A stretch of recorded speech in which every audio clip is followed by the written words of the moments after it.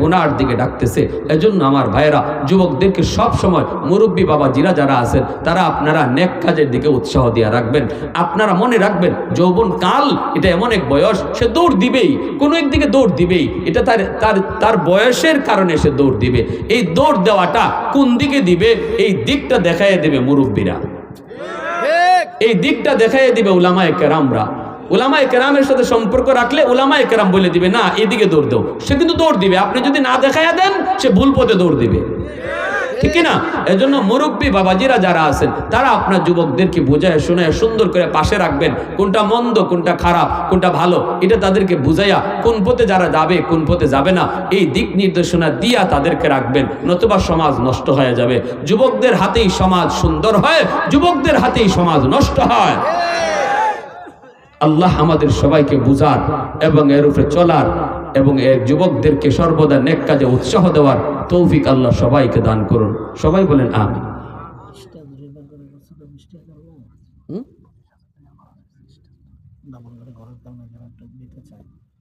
আলহামদুলিল্লাহ। জানেন তো আপনারা, যুবকরা এত উৎসাহ পাইছে, এত উৎসাহ দিয়ে তারা করছে, দুইবার করছে, দুইবার তাদের খরচ হয়েছে। এটা তো আমরা বুঝতেছি, ঠিক না? দুইবার তাদের খরচ হয়েছে। এজন্য এই খরচটাতে, এই দিনের এই মহৎ কাজের খরচটাতে যদি কেউ আগ্রহে খুশি মনে রাজি হইতে চান, শরিক হইতে চান, আমি আপনাদেরকে মোনাজাতের আগে 2 মিনিট সময় দিলাম। হুজুর ইনশাল্লাহ আমি 1000 টাকা দিব। একজন ভাই সবার আগে বলেন, হুজুর আমি 1000। মাশাআল্লাহ মাশাআল্লাহ মাশাআল্লাহ। আমার ভাই কি নাম? দেলোয়ার ফকির ভাই 2000 টাকা। আমি চাইছি 1000, আমার ভাই কই 2000। মারহাবা কোন মারহাবা। আল্লাহ তার আব্বার নামে 1000, তার আম্মার নামে 1000। কোন মারহাবা। আল্লাহ কবুল করো, মঞ্জুর করো। আরেকটা ভাই বলেন 1000 টাকা। আরেক ভাই তৌফিক তাহলে 2000, নাইলে 1000। একজন ভাই, আরেকজন 2 নম্বরে একজন ভাই বলেন হিম্মত করে, হুজুর আমি ইনশাআল্লাহ। একাগুলি বোমার আঘাতে উইরে যাইতেছে, কত শিশুর লাশ নিয়া বাবা কাঁধে করে কান্দে আর দৌড়ায়, কোথাও তাদের যাওয়ার নিরাপদ জায়গা নাই। আয় আল্লাহ, তোমার কুদরতি শক্তি তাদের সাহায্যে নাজিল করো। দুশ্মনের যত শক্তি থাকুক না কেন, তোমার সামনে কিছুই না গো আল্লাহ। তুমি তাদেরকে শক্ত হাত দিয়া প্রতিহত করো আল্লাহ। আমাদের আব্বা আম্মা, দাদা দাদি, নানা নানি, শ্বশুর শাশুড়ি, বিবি বাচ্চা, ভাই বোন, যত মায়ের মানুষ অন্ধকার কবরে, আল্লাহ প্রত্যেকের কবরকে জান্নাতের বাগান তুমি বানিয়ে দিও আল্লাহ। যারা হাত উঠাইছি, জানি না কার মা নাই, কার বাবা নাই, আল্লাহ মা বাবার কবরকে জান্নাতের বাগান তুমি বানিয়ে দিও মাওলায়ে কারীম। এই এলাকার যত মুমিন মুমিনা কবরে শায়িত, এই মাহফিলের খাতিরে প্রত্যেকের কবরের আযাব তুমি বন্ধ করে দিও আল্লাহ। শান্তি তুমি বাড়ায় দিও। আয় আল্লাহ, আমাদের আম্মা আব্বার নেক হায়াত দাও, বিবি বাচ্চা ভাই বেরাদরের নেক হায়াত দাও, সন্তানগুলিকে নেককার নামাজি দিনদার বানাও, হাফেজ বানাও, আলেমে দিন বানাও। এই এলাকার ঘরে ঘরে হাফেজ কবুল করে নাও। প্রতিটা বাপ মারে হাফেজে কোরআনের বাপ মা বানায় দাও। আয় আল্লাহ, এই মাহফিল যে যুবকরা এলাকার মুরব্বীদের সহযোগিতা নিয়ে করছে, আল্লাহ এই যুবকগুলির ইসলামের সৈনিক বানাও, মা ভক্ত বাবা ভক্ত বানাও, তাদের কর্মজীবন সুন্দর করে দাও, লেখাপড়ার জীবন সুন্দর করে দাও। আয় আল্লাহ, ভালো ভালো কাজ তাদের দ্বারা করায় নাও। সমাজের সব ধরনের খারাপি থেকে আল্লাহ হেফাজত ফরমাও। মাওলায়ে কারীম, মা বোনদেরকে মাফ করে দাও, অসুস্থ যারা আছে সুস্থ করে দাও, সাহায্য সহযোগিতার হাত যারা বাড়াইছে মালিক, প্রত্যেকের সহযোগিতাকে নাজাতের উসিলা বানাও। দিলের নেক নিয়ত কবুল আর মঞ্জুর ফরমাও। ফসলি জমিলকে আল্লাহ আফত বিপদ থেকে হেফাজত কইরো আল্লাহ। আমাদের দেশের উপরে শান্তি নাজিল করো, শান্তি দূর করো। এই এলাকার প্রতিটা মানুষের মধ্যে মিল মহব্বত বাড়ায় দাও আল্লাহ। হিংসা বিদ্বেষ দূর করে দাও। ওয়াসাল্লাল্লাহু তাআলা আলা খাইরি খালকিহি মুহাম্মদ ওয়া আলা আলিহি ওয়া আসহাবিহি আজমাইন। আমিন বিরহমাতিকা ইয়া আরহামার রাহিম। অতি দয়ালু, কেন জানি আমার মন বলতেছে ওই রহমান নামের খাতিরে তুমি আমাকে মাফ করে দাও কিনা, এজন্য বারবার পিছনে তাকায়। আল্লাহ পাক রব্বুল আলামিন ফেরেশতাদেরকে বলবে, ফেরেশতারা আমার বান্দারে ফিরায় আনো। তার জবাব আমি আল্লাহর কাছে বড় পছন্দ হয়েছে, তার কথাটা আমি আল্লাহর কাছে বড় পছন্দ হয়েছে। আমল নামাটা আমি আল্লাহকে আবার দেখাও। তোমরা তো তার আমল নামা দেখছো, আমাকে এবার তার আমল নামাটা দেখাও। আল্লাহ পাক নিজে তার আমল নামাটা দেখবেন। হাদিস শরীফে মায়ার নবী রহমতের নবী বলেন, আল্লাহ পাক আমল নামাটা খুইলা আল্লাহ পাক দেখবে। ওই যে দেখা যায় বাংলার জমিনের নগরকান্দা এলাকার একটা মাহফিলে, বান্দা তুমি বসা, কেন তুমি এই জায়গায় বসেছিলা, কেন তুমি ওই জায়গায় কষ্ট করে বসেছিলা? ঘরের পরিবেশ তোমার কত আরামের পরিবেশ, বিবি বাচ্চাকে রাইখা তুমি কেন সেখানে গিয়েছিলে? তখন বলবে মালিক একমাত্র তোমাকে খুশি করার জন্য, তুমি মাওলাকে পাওয়ার জন্য, জান্নাত পাওয়ার জন্য, জাহান্নাম থেকে বাঁচার জন্য গিয়েছিলাম। ওইখানে গেলে পরে কেউ আমাকে পয়সা দিত এমন না, কেউ আমারে খানা দিবে বিষয়টা এমনও না। গিয়েছিলাম শুধুমাত্র তোমাকে খুশি করার জন্য। আল্লাহ পাক বলবে বান্দা, আমি আল্লাহর আদত হচ্ছে মাফ করে দেওয়া, কিন্তু আমার নিজাম হচ্ছে উসিলা ছাড়া আমি মাফ করি না।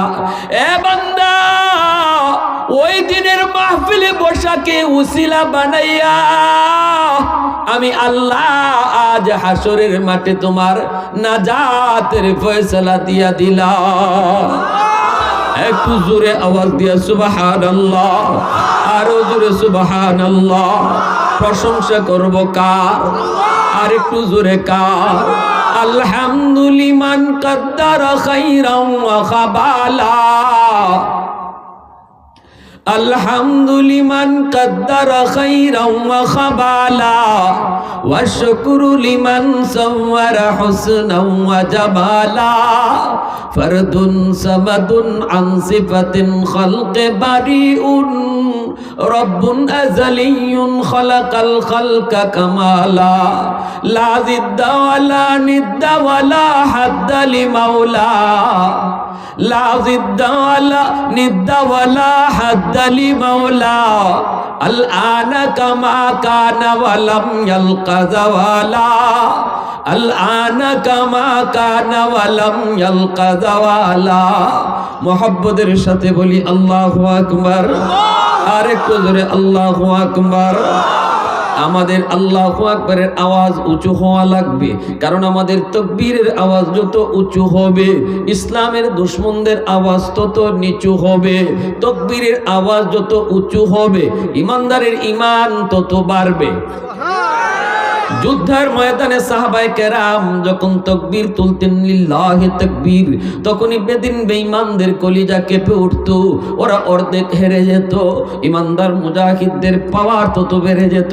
আজকে তামাম পৃথিবীর সমস্ত বেঈমান এক হয়ে গেছে। দেখো না ফিলিস্তিনের জমিনের যুবক, গাজার মাটিটা মুসলমান শিশু বাচ্চাদের রক্তে লাল হয়ে গেছে। কত বাবা সন্তানকে কাঁধে নিয়ে ঘুরে, লাশ নিয়ে ঘুরে, কবর দেওয়ার জায়গা পায় না। শিশুদের কোনো দোষ ছিল না, শিশুদের কোনো অন্যায় নাই, অথচ আমাদের এই শিশু বাচ্চাগুলিকে ওরা বোমা মেরে মেরে মারতেছে, মুসলমানের ঘরবাড়িগুলি ধ্বংস করে দিচ্ছে। এর যুবক বলো না তোমাকে যদি পৃথিবীর কোনো প্রান্ত থেকে কোনো মজলুম মুসলমান ডাক দেয়, তুমি যদি কোনো প্রান্তে মুসলমানের কান্নার আওয়াজ শুনো, তুমি যদি ইসরায়েলের কারাগারে তোমার মুসলিম বোনের করুণ আর্তনাদের আওয়াজ আর চিৎকার শুনো, ওই মুহূর্তে আল্লাহর নবী বলেন তোমার উপরে জিহাদ ফরজ, তাকে উদ্ধার করা ফরজ। মজলুমের পাশে দাঁড়ায় জিহাদ করা তোমার উপরে ফরজ। আজকে ফিলিস্তিনের গাজায় যে জুলুম চলছে, যে সন্ত্রাস চলছে, এই অবস্থায় পৃথিবীর সমস্ত মুসলমানের উপরে ফরজ হয়ে গেছে মজলুম ফিলিস্তিনের মুসলমানের পাশে দাঁড়ানো। আমাদেরকে যদি বাংলাদেশ থেকে ফিলিস্তিনে যাওয়ার রাস্তা তৈরি করে দেওয়া হয়, বাংলার জমিন থেকে কোন কোন নওজোয়ান জিহাদে যাইতে তৈয়ার? এই নগর কান্দা থেকে কারা তৈয়ার? হাত তুলে আল্লাহরে দেখাও।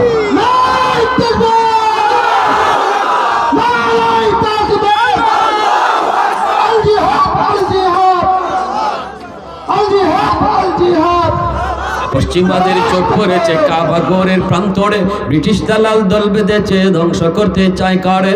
পশ্চিমাদের চোখ পড়েছে কাবা ঘরের প্রান্তরে, ব্রিটিশ দালাল দল বেঁধেছে ধ্বংস করতে চায় কারে। আল্লাহ পাকের ঘর তোর সাহস থাকলে ধর, আল্লাহ পাকের ঘর তোর সাহস থাকলে ধর। দো জাহানের মালিক যিনি পবিত্র কাবার, ওই আরবের দিন বাঁচাতে সত্য ন্যায়ের মুক্তি চাই। মুহাম্মাদের বাহিনী আজ আসলে তোদের রক্ষা নাই। ওই আরবের দিন বাঁচাতে সত্য ন্যায়ের মুক্তি চাই। মুহাম্মাদের বাহিনী আজ আসলে তোদের রক্ষা নাই। মুহাম্মাদুর রাসূলুল্লাহর বাহিনী আসেনি, দুই হাত উঠে বলো আসেনি। একটু দাঁড়াও, জেগে ওঠো ওহে মুসলমান, আর কতদিন দিন ইসলামের সইবে অপমান। একটু দাঁড়াও, জেগে ওঠো ওহে মুসলমান, আর কতদিন দিন ইসলামের সইবে অপমান। রক্ত দিয়ে পবিত্র ওই মক্কা মদিনা, সেই জমিনে ইহুদিরা চলতে পারে না। নূর মক্কার ইসলাম তার থাকলো কি আর দাম, বন্দিশালায় তাকে যদি আল আকসার ইমাম। ওই আরবের দিন বাঁচাতে সত্য ন্যায়ের মুক্তি চাই। মুহাম্মাদের বাহিনী আজ আসলে তোদের রক্ষা নাই। ওই আরবের দিন বাঁচাতে সত্য ন্যায়ের মুক্তি চাই। মুহাম্মাদের বাহিনী আজ আসলে তোদের রক্ষা নাই। পশ্চিমাদের চোখ পড়েছে কাবা ঘরের প্রান্তরে, ব্রিটিশ দালাল দল বেঁধেছে ধ্বংস করতে চায় কারে। আল্লাহ পাকের ঘর তোর সাহস থাকলে ধর, দো জাহানের মালিক যিনি পবিত্র কাবা, ওই আরবের দিন বাঁচাতে সত্য ন্যায়ের মুক্তি চাই।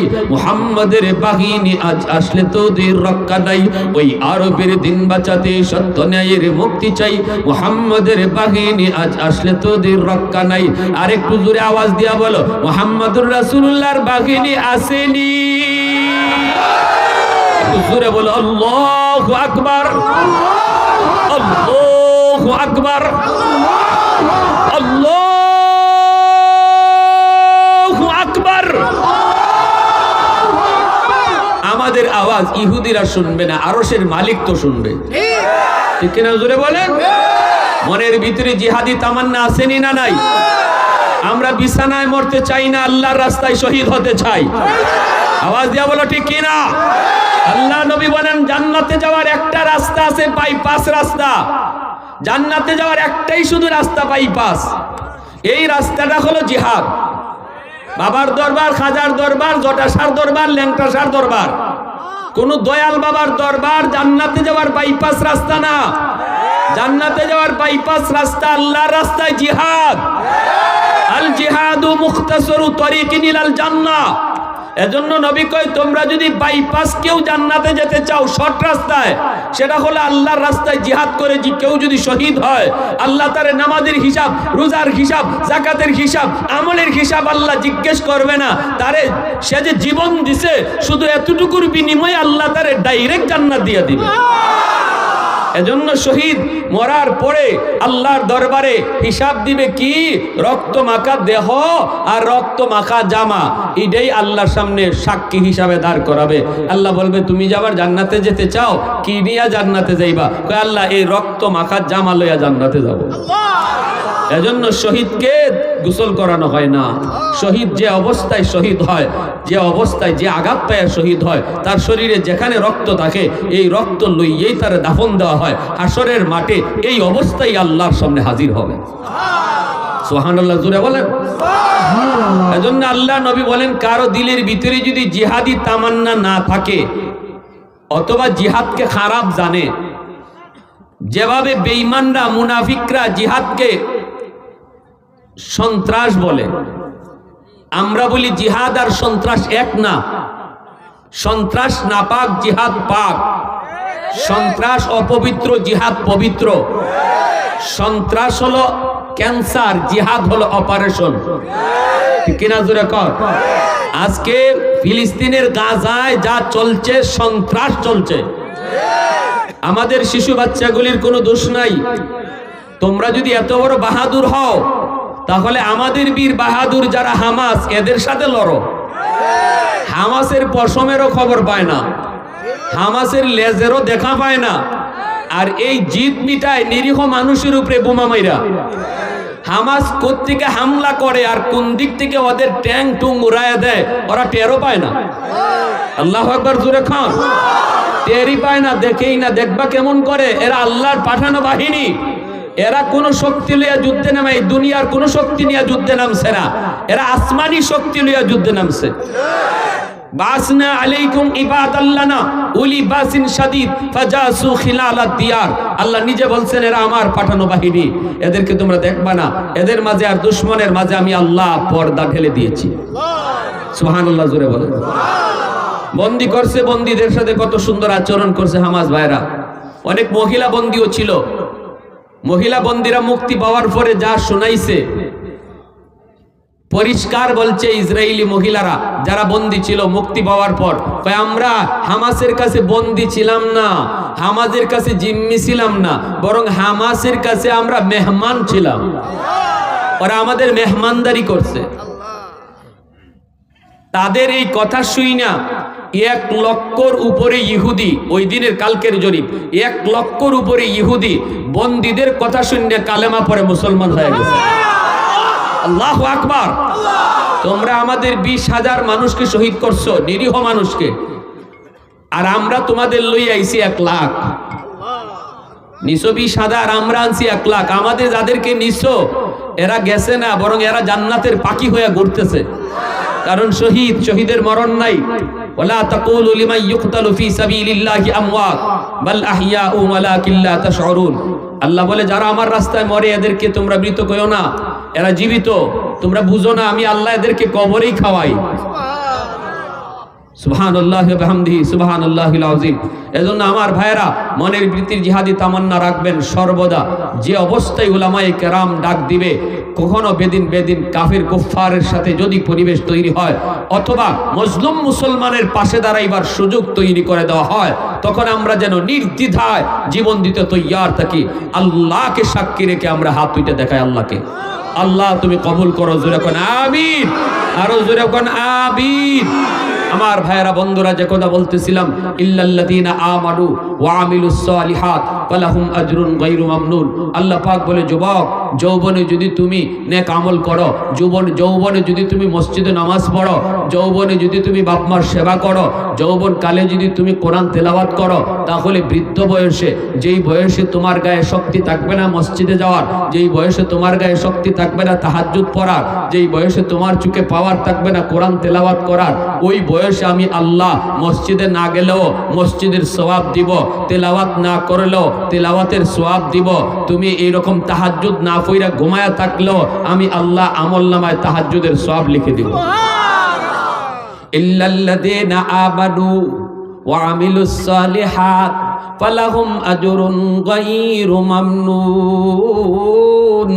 আল্লাহ পাক রব্বুল আলামিন বলে, শুধুমাত্র ওই মানুষগুলা তারা দামি, বৃদ্ধ বয়সও তাদের দাম বেড়ে যায়, যারা যৌবনে আমি আল্লাহকে ডাকে, যৌবনে পাগলামি করে না, যৌবনে সে গুনার কাজে যায় না, যৌবনকালে সে আমি আল্লাহকে ভয় পায়, যৌবনকালে বাপ মার সেবা করে, যৌবনকালে উলামায়ে কেরামের সাথে চলে, যৌবনকালে ওয়াজ মাহফিলের আয়োজন করে না, গান বাজনার আয়োজন করে না, বাপ মার সাথে বেয়াদবি করে না, উলামায়ে কেরামের সাথে বেয়াদবি করে না, মুরব্বীদের সাথে বেয়াদবি করে না, বাপ মার সেবা করে, মসজিদে তারে পাওয়া যায়, মাথায় টুপি দেখা যায়, মুখে নবীর সুন্নাত পাওয়া যায়।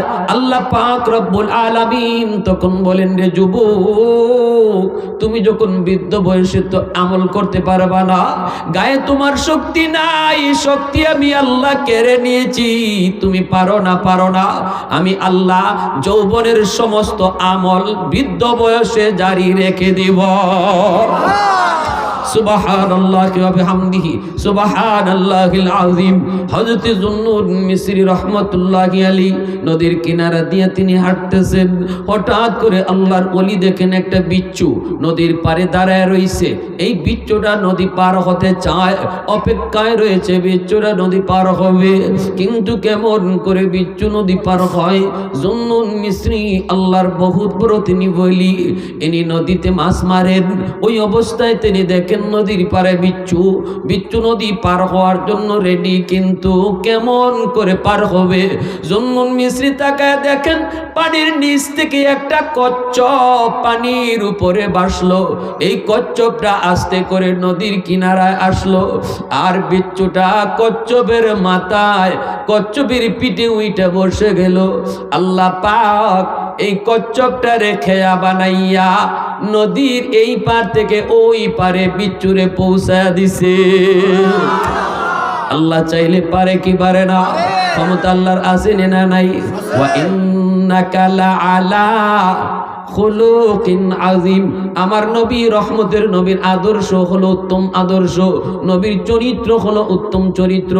যুবক, তুমি যদি নবীর চরিত্র গ্রহণ করো তাহলে কেমন করে আল্লাহ তোমাকে বাঁচায় ঘটনাটা শোনো, একটু লক্ষ্য করে শোনো। জুন্নুন মিসরি তিনি নদীর পাড়ে দাঁড়ায় রইছেন, আর তিনি তাকায় তাকায় দেখতেছেন।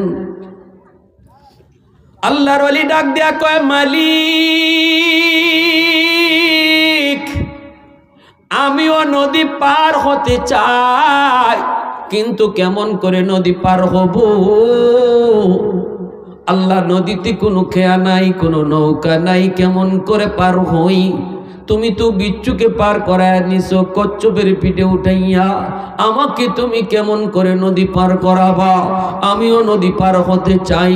আল্লাহ পাক রব্বুল আলামিন তার ওলির অন্তরের ভিতরে ইলহাম করে দিলেন, এর জন্য হাতের যায় নামাজ পানির উপরে বিছায়া দাও। আমি আল্লাহ কচ্ছপকে খেয়া বানাইয়া যদি নদী পার করাইতে পারি, তোমাকেও আমি যায় নামাজে বসায় নদী পার করাইতে পারবো। শাহজালাল মুজরুদ ইয়ামনি, আমাদের সিলেটের, যিনি এসেছিলেন ইয়ামন থেকে, সুরমা নদী পার হয়েছেন, গড়গোবিন্দ নদীর ওই পার থেকে সব কিছু তুলে নিয়েছে, নৌকা নৌকা সব নদী থেকে উঠায় নিছে। শাহজালাল মুজরুদ ইয়ামনি যেন তিনি সিলেটে ঢুকতে না পারেন। সুরমা নদীতে কোনো নৌকা নাই, কোনো নৌকা নাই। শাহজালাল মুজরুদ ইয়ামনি 313 জন সাথী লইয়া শাহজালাল মুজরুদ ইয়ামনি সুরমা নদীর পারে দাঁড়ায় রইছেন। কেমনে পার হবেন? নৌকা তো নাই, কিন্তু বলেন তো দেখি, নদী কার কথা শুনে? পানি কার কথা শুনে? আল্লাহ পাক রব্বুল আলামিন কই, এরে আমার বলি, হাতের যায় নামাজ পানিতে বিছায় দাও, পানিতে বিছায় দাও। সবাই যায় নামাজ পানিতে বিছায় দিছেন। আল্লাহ পাক কয়, আরে সুরমা নদীর পানি তোর খালিকার মালিককে? পানি কয়, আল্লাহ তুমি তো আমার খালিক, তুমি তো আমার মালিক। আল্লাহ পাক কয়, তাহলে আমার বলি তোর পিঠে উঠছে, ডুবাবি না। পানি আল্লাহ পাকের হুকুমে চলে। যায় নামাজে বৈশা নদী পার হয়ে গেলেন, পানিতে ডুবলেন না, পানি ডুবাইল না। তাহলে বোঝা গেল আগুন বলি পানি বলি কার কথা শুনে? জোরে বলেন। উসমান হারুনি আগুন পূজারীদেরকে ডাক দিয়া কয়, একটু আগুন তোমরা আমাকে দিবানি গো, আমি একটু পানি গরম করব ওযু করার জন্য। আগুন পূজারীরা কয়, আমরা আগুনের পূজা করি, আমরা আগুন কোনো মুসলমানকে দিব না। উসমান হারুনি কয়, দেও না।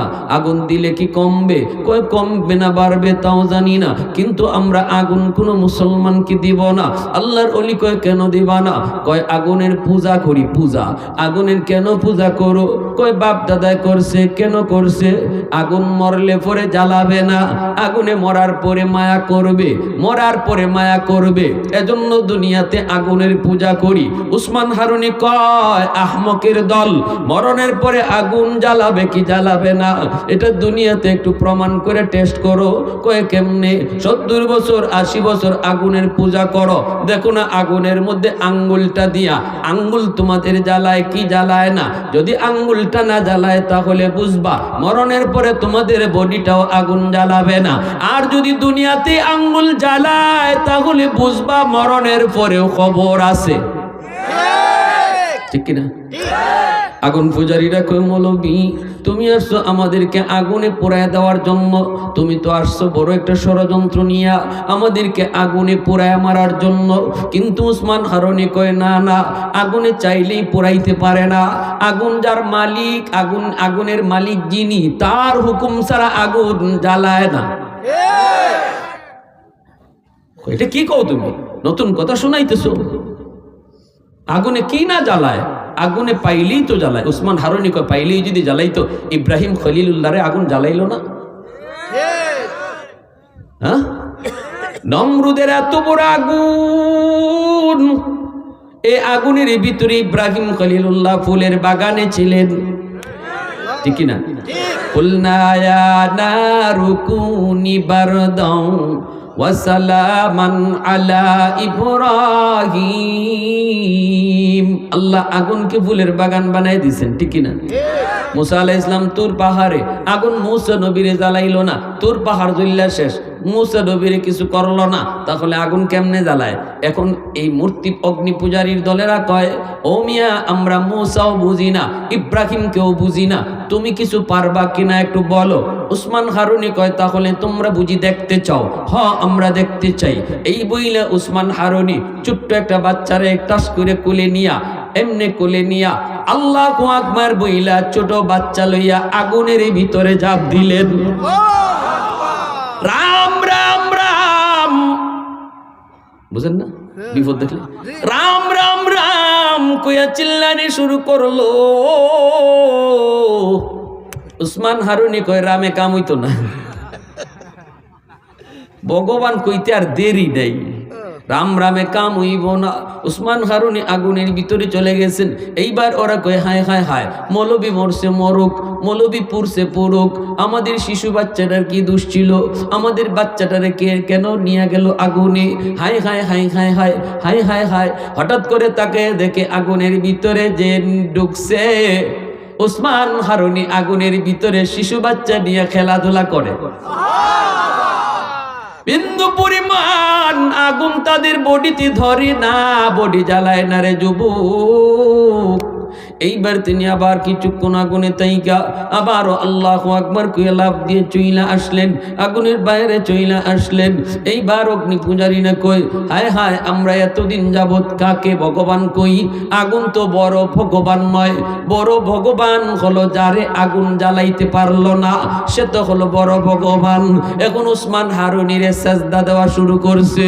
উসমান হারুনি এইবার লাঠি নিয়ে পিটায়, কই এই আহমকের দল, তোরা তো বট গাছরও ভগবান কস, তোরা তো তুলসী গাছরও ভগবান কস, তোরা তো গাইরও ভগবান কস।